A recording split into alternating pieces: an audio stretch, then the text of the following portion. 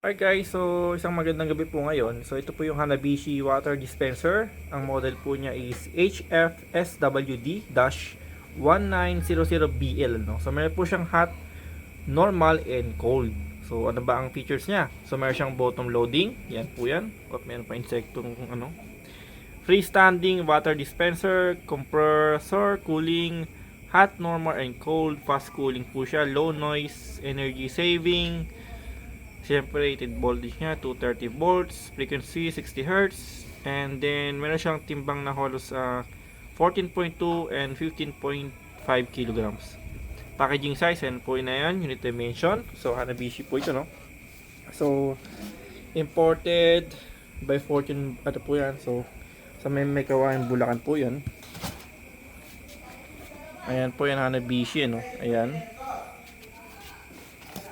Okay, so nabenta sa First Mega Saver, no?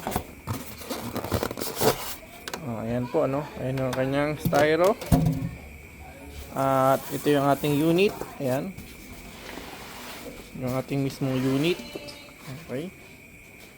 Teka lang, kunin natin siya, no? Okay, so ayan yung mismong unit. Ayan. Naka-plastic pa talaga siya. Fresh na fresh pa siya kanina nung nakuha na bill natin. So wala pang nakadisplay doon. As in, kali-deliver lang ba. So yan, ang ating plastic, ano? Para ma-double check natin siya talaga. Ayan. So ang kulay po niya is black. Ito, mukhang ano lang siya, no? Hindi siya stainless talaga. Aesthetic lang na plastic na shiny, no? Okay. Ayan, meron siyang kanyang pagkamukha siyang plastic stainless siya. Ayan, so meron siyang hot, normal, and cold, 5 years warranty. So compressor po yan. Ayan. Okay. Ito yung pinakabutas niya. Ayan, kita dito, no? Ayan.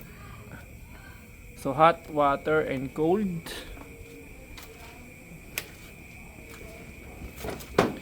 Ito yung sa likod niyan. Ayan po ang 500 watts po yung pala sa heating water niya. Yung cooling niya is 85 pala siya. 85 watts. Okay, so yung mismong compressor andito sa loob, ayan. Sa middle siya, no. And then yung lagay na nga po ng tubig andito sa ilalim yan. Cooling pin yan. Tapos ayan, meron siyang on and off dito na patayan.